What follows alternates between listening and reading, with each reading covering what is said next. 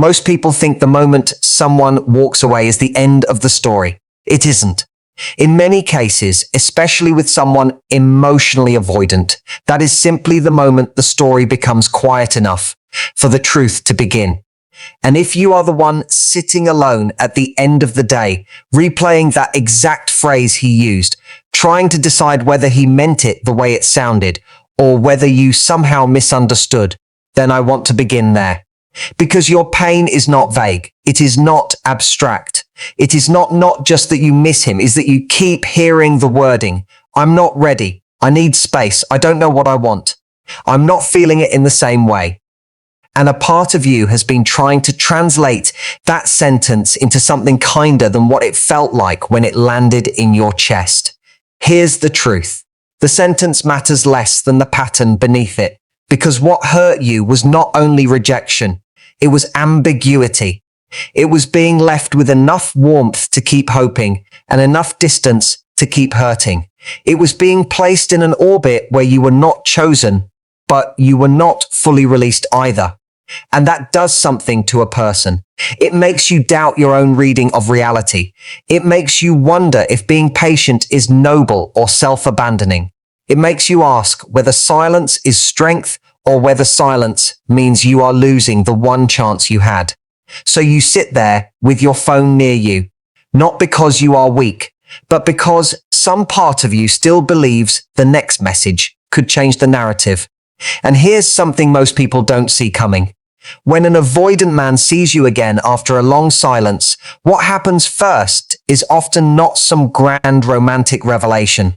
It is something much more immediate and much more telling. He looks for access. He looks for the old dynamic. He looks for proof that the door he walked away from is still unlocked. Before he knows what he feels, he wants to know what power still exists between you. That is why the first thing he often does is not confess. It is test. He tests the temperature. He tests the standard. He tests whether your self-respect has changed the choreography of the room. He wants to know whether your silence meant healing or whether it was simply a delayed form of waiting. Picture this. It's been months, maybe longer. You have not been feeding the pattern. You have not been sending the late night message. You have not been volunteering updates to remind him of your warmth. You have been living, badly some days, better on others, but living. Then suddenly there he is again, maybe in person, maybe online, maybe through a message that sounds casual, almost innocent, maybe a little joke, maybe a question that does not need to be asked, maybe a comment designed to sound light while carrying a hidden probe beneath it, and your whole body notices before your mind has caught up. Because this is not just a reunion. It is the re-entry of an unfinished emotional equation. I want to pause on that for a second, because the temptation is to make his return mean more than it does. The temptation is to think, he came back, so he must have realized. He saw me again, so he must have changed. But seeing you again after a long silence does not automatically mean he has become capable of what he was incapable of before. Sometimes it means exactly one thing. The absence became loud enough that he needed relief from the void. That is different from readiness, different from maturity, different from love. And if you don't understand that distinction, you can hand him the upper hand before he has earned 1 inch of your trust. Here's what most people miss. Silence is not only something he experiences. Silence is something that reorganizes you.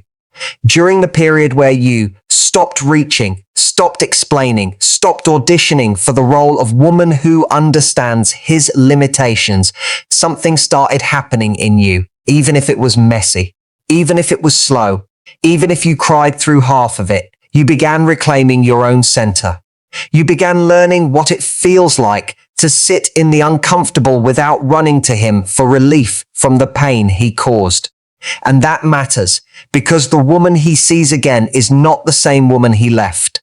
The face may be the same, the voice may be the same, but the pattern is not the same. And deep down, that is what unsettles him first.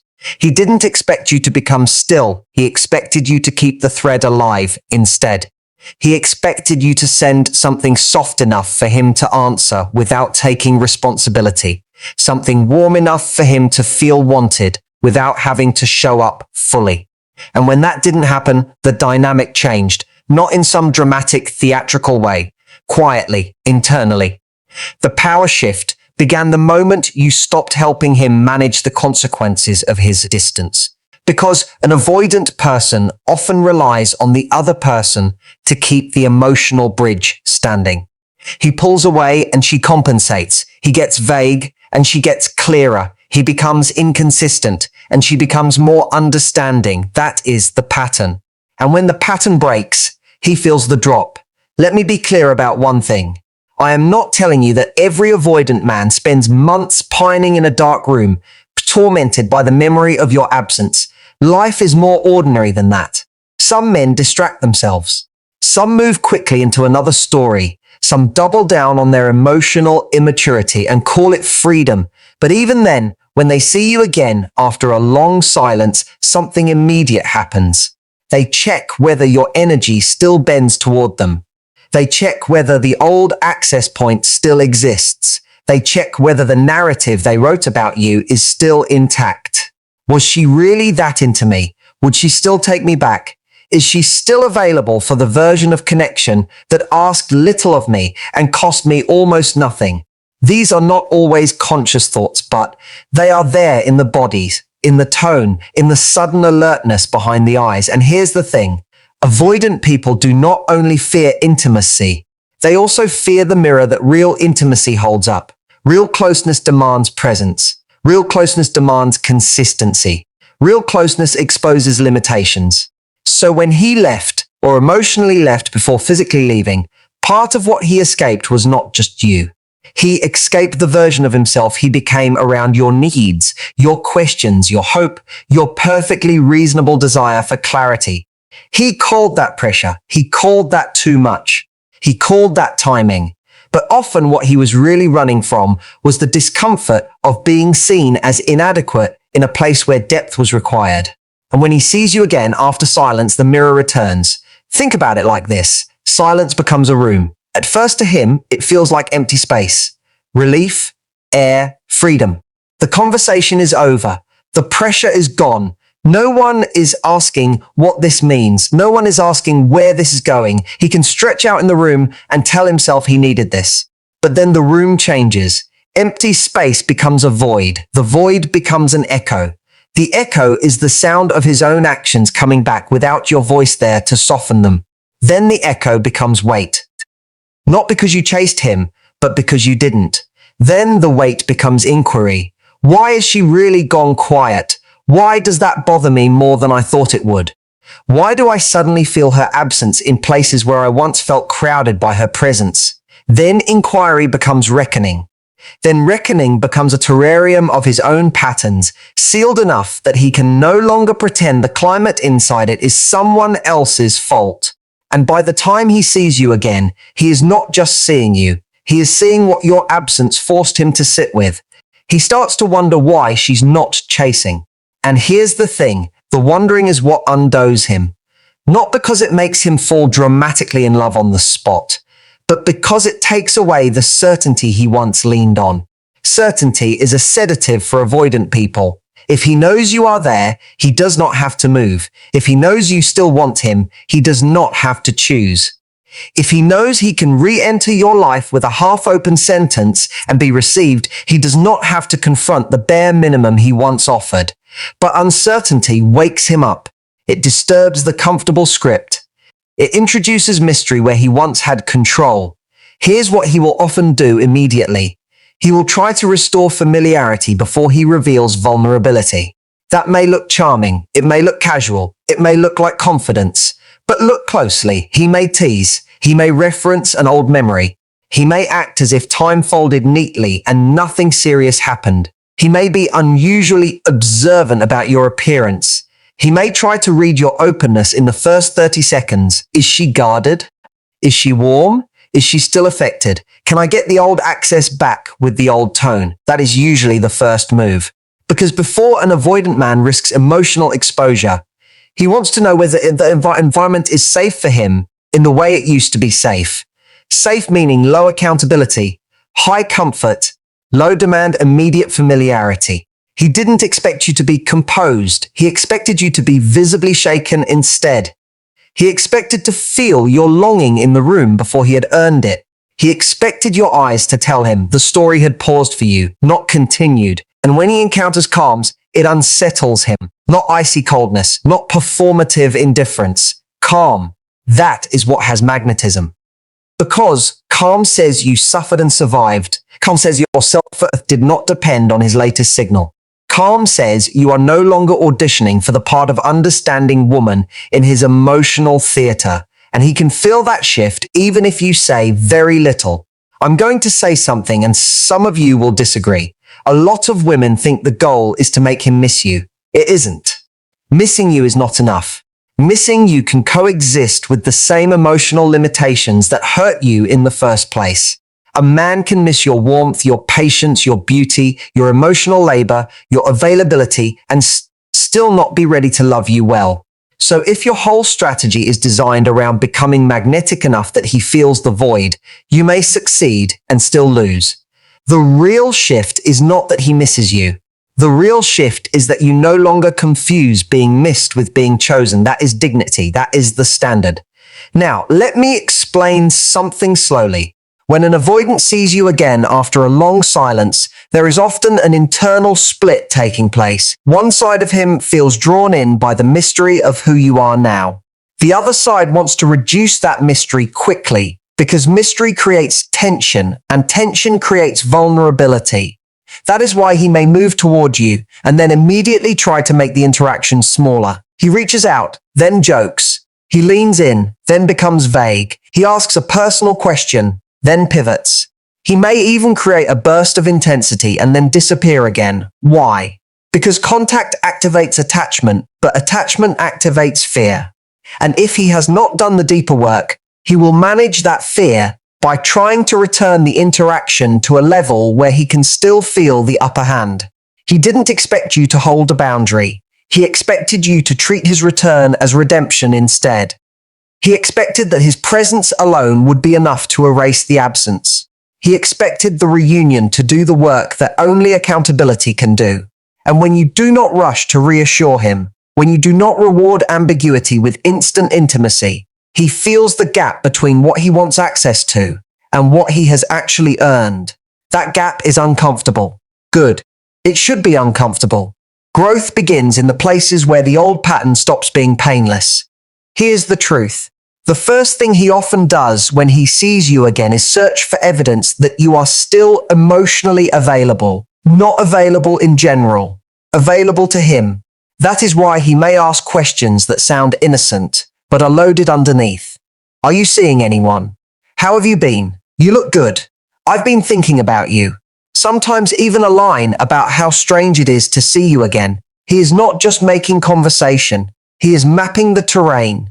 He is trying to understand whether your silence was a tactic, a wound, a wall, or a true shift in your life. And how you respond teaches him everything. Does that mean you should act detached and mysterious at all costs? No. And here's the thing. Fake mystery has no magnetism. Performed distance is still organized around him. You can feel it when someone is pretending not to care in order to provoke a reaction. It has tension in it. It has theater in it. Real self-respect feels different.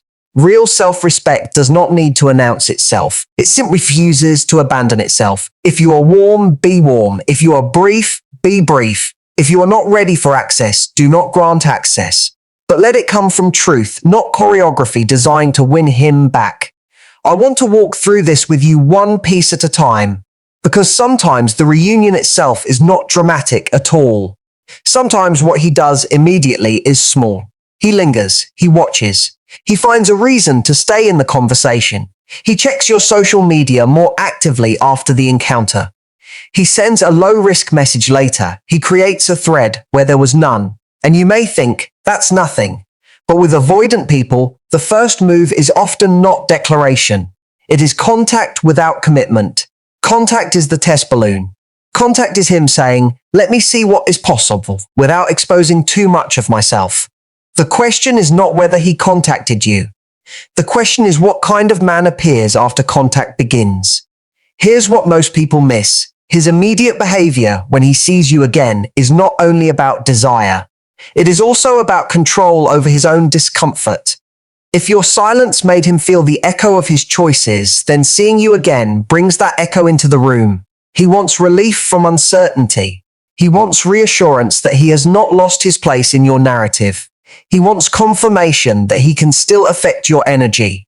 That is why he may become unexpectedly attentive right away. Not always because he is clear, sometimes because he is destabilized. And destabilized people often reach for the nearest source of emotional regulation, even if they were the ones who walked away from it. He starts to ask himself whether she has changed, and the answer matters more than he expected. Because if you have changed, then his old map no longer works. If you are no longer the woman who over-explains, over-accommodates, overperforms patience, then he cannot rely on the old pattern to carry him through. He has to face you as you are now.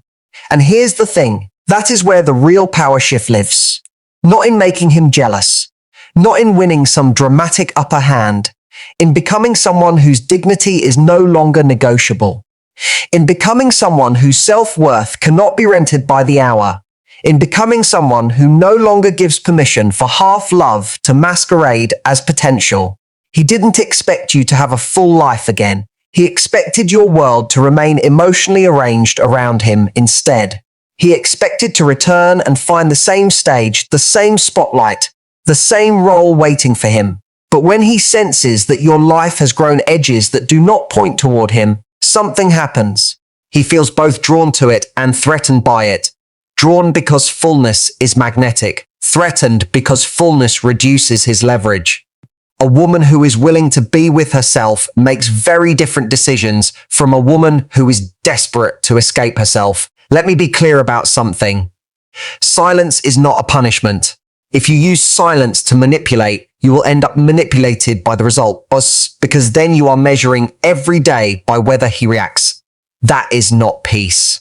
That is dependency in a more elegant outfit. Healthy silence is different. Healthy silence is what happens when you stop forcing a connection that only survives through your effort. Healthy silence is what happens when you let reality have its say.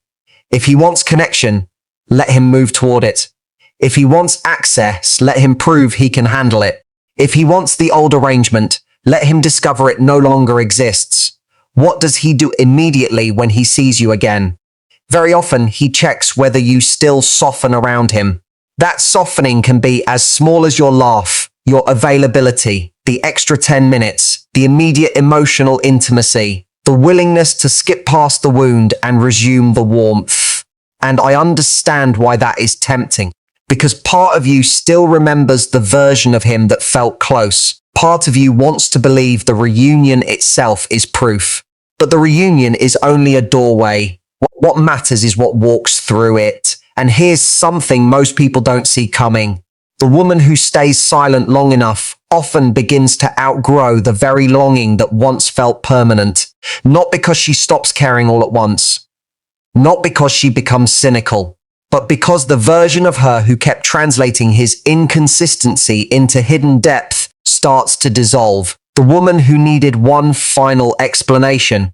The woman who thought one more perfectly worded text might unlock his honesty. The woman who kept trying to prove she was not too much by accepting too little. She begins to disappear. And when he sees you again, sometimes what he is meeting is not just your beauty or your calm. He is meeting the fact that the you he rejected is gone. This is the part nobody's going to like hearing. Sometimes that is exactly when he becomes more interested. Not because men are evil, not because you should become distant to be loved, but because many people only feel the value of what they had access to once that access is no longer guaranteed. Your silence creates a mirror. It removes the noise. It removes the constant reassurance. It removes the emotional cushioning. And suddenly he can feel the contour of his own choices. Suddenly your absence has shape. Suddenly, the bare minimum he offered looks like what it always was. He starts to wonder whether he misread you. And here's the thing, often he did. He mistook your patience for endlessness. He mistook your understanding for permission. He mistook your effort for permanence. He thought the warmth would remain available whether or not he showed up, with the maturity required to protect it. That is why the silence matters. Silence redraws the map. It says you do not get to keep all the emotional benefits of me while refusing the responsibility of choosing me. Think about it like this. Chasing someone who is avoidant is like trying to keep a volleyball underwater. You can do it for a while. You can use both hands. You can press with everything you've got. But the entire time, your energy is going into something unnatural, something that wants to shoot upward the moment your strength gives out. And the tragic part is not only how exhausting it is that you start to believe exhaustion is love. You start to believe effort equals meaning. You start to believe that if you can just hold the whole thing in place long enough, he will finally see what you are worth. But your dignity gets heavier every time you tolerate that arrangement. Your self-respect gets harder to carry every time you call the chase devotion. I need you to hear me on this. Your silence after rejection is not weakness. It is the loudest boundary you can set when words have already been ignored. Not a cruel boundary, not an angry boundary, a reality boundary. It says, I heard what you showed me. I heard the limitation inside the excuse. I heard the emotional immaturity beneath the confusion. I heard the reluctance beneath the charm. And I am no longer going to keep offering full access to someone who only wants me in the wings of his life. Now, let me explain something slowly. When he sees you again after that silence, and he feels your calm, and he senses that you are no longer collapsing into the old pattern, he may do one of two things. He may rise toward clarity, or he may try to pull you back into ambiguity. That is the fork. One path sounds like honesty, ownership, steady effort, a willingness to move at the speed of trust he has not yet earned.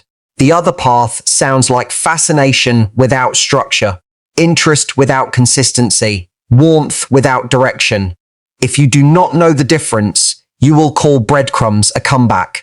He didn't expect you to require substance. He expected chemistry to be enough instead. He expected that seeing each other again, feeling the old pull, would automatically reopen the door. He expected attraction to do the heavy lifting that character had failed to do before. But chemistry without accountability is just the old pattern wearing a cleaner shirt. It is still the pattern. It is still the script. It is still a way of getting close without truly becoming available. Here's the thing. The reunion can become another breakup if you are not careful. Not the official kind. The internal kind. The kind where you abandon yourself a second time, but more knowingly. And that is often the pain women find hardest to forgive in themselves. The first time, you hoped. The second time, you knew. So if he comes back around, if he sees you again, if he opens the door even a little, the question is not, does he feel something? Of course he feels something. The question is, what does he do with what he feels? Does he turn feeling into effort? Does he turn interest into clarity? Does he turn contact into consistency? Or does he just try to convert your presence back into comfort? I'm going to say something and some of you will disagree. Closure does not always come from understanding him better. Sometimes closure comes from understanding yourself more clearly, understanding how long you have been bargaining against your own standard, understanding how often you confused his inability to choose with your need to become more choosable, understanding how deeply you wanted his decision to fix your self-worth. Once you see that, something changes. The spotlight leaves him, your narrative returns to you. And here's what that changes internally. The woman who once waited for his message to regulate her nervous system begins to learn other forms of safety. She learns the relief of calling the friend she disappeared from while she was consumed by him. She learns the sanity of moving her body even when her mind is loud. She learns that mornings can belong to her again. She learns that eating, sleeping, walking, tidying, showing up, finishing one small task, answering one email, making one plan are not trivial acts. They are reclaiming. They are how a fractured self begins to trust itself again. Imagine you at 11 at night, phone face down on the nightstand, replaying the moment he looked at you when you saw him again. Part of you wants to decode everything. The eye contact, the pause, the text after, the energy. And I understand that. But here is the wiser question. Did I feel safe in my own body around him? Not flattered, not activated, safe. Did I feel clearer after the interaction or more confused? Did his presence widen my life or shrink it back to one screen, one signal, one hope? Those questions will tell you far more than his tone ever will. Here's what most people miss. Self-respect is not loud. It rarely arrives as a speech. Usually it arrives as a refusal. A refusal to explain your value to someone determined to experience only the convenient parts of you. A refusal to call delayed attention devotion. A refusal to become a second choice in the story of your own life. Self-worth is not the sentence you post online. It is the standard you enforce when no one claps for you. It is the dignity you keep in the room after chemistry wakes up and starts making bargains on his behalf. What are calm re-entry instructions if he does return? They are smaller than your fantasy and more useful than your fantasy. That is the first one, even if I am not giving you a list. Slow down internally. You do not owe the moment a grand meaning. You do not owe him instant access to your private world. Let the interaction breathe. Let time reveal pattern. If he wants to speak, let him speak. If he wants to ask you out, let him ask. If he wants another chance, let him show you he understands what failed last time. And if all he wants is proximity without accountability, let reality expose that early. I need you to hear me on this too. You do not have to punish him to protect yourself. You do not have to be cold to have a boundary. You do not have to become someone hard and brittle in order to avoid being hurt again. You can be warm and discerning. You can be kind and unavailable for nonsense. You can smile and still have a standard. You can love and still require evidence. Those things are not in conflict. In fact, that combination is where real magnetism lives. And here's something most people don't see coming. The practical rebuilding of your life after rejection is not separate from your healing. It is the healing. Returning to your friendships, re-entering the parts of your life that went dim while you were orbiting his moods. Making your home feel like a place you live in again, not a waiting room. Eating properly. Sleeping at honest hours when you can. Moving your body not to become more desirable, but to come back into contact with yourself. Retying the loose ends of your own life is how you stop making him the central event in it. He starts to notice that your energy no longer rushes to meet him. And here's the thing, that can either inspire respect or provoke games. If it inspires respect, he will become clearer, steadier, more accountable. If it provokes games, he will try to create movement without commitment. He may flirt harder. He may become more present just long enough to pull you back into his orbit. He may say he misses you without saying what he is prepared to do. That is your cue, not to argue, not to decode, to observe. Because at the end of the day, your healing is not about becoming impossible to reject. It is about becoming unwilling to live beneath your own standard. That is different. One is performance. The other is peace. One keeps you on stage. The other lets you leave the theater entirely if the production requires your self-abandonment to continue. Here's the truth. Sometimes when an avoidant sees you again after a long silence, the thing he does immediately is reach out. Sometimes it is linger. Sometimes it is test. Sometimes it is charm. Sometimes it is suddenly remember everything he once pretended not to value. But underneath all of those variations is one central movement. He wants to know whether the old access point is still there, whether your warmth is still available without the cost of true presence, whether he can step back into the room without stepping up as a man. And your work is not to answer that question with words. Your work is to answer it with the life you now live, with your pace, with your boundary, with your dignity, with the absence of desperation, with the calm that comes from no longer treating his attention as proof of your worth. That is the answer he feels before he can name it. The thesis, if there is one, is simple. You are not losing him by becoming quieter. You are learning what he was actually willing to keep.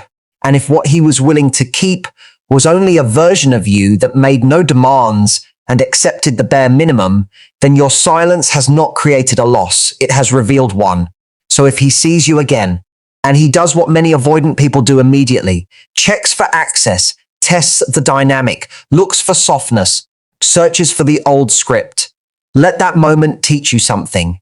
Let it show you where he is. Let it show you where you are. Let it show you whether there is a real comeback on the table or only a familiar pattern trying to reopen itself. And if a real reunion is ever possible, it will not be built on your anxiety. It will not be built on your over-functioning.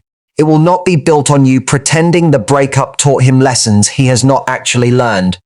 It will be built on clarity, on consistency, on the kind of self-respect that does not need to announce itself because it is already shaping every decision you make. You do not need to force the reckoning. The silence already began it.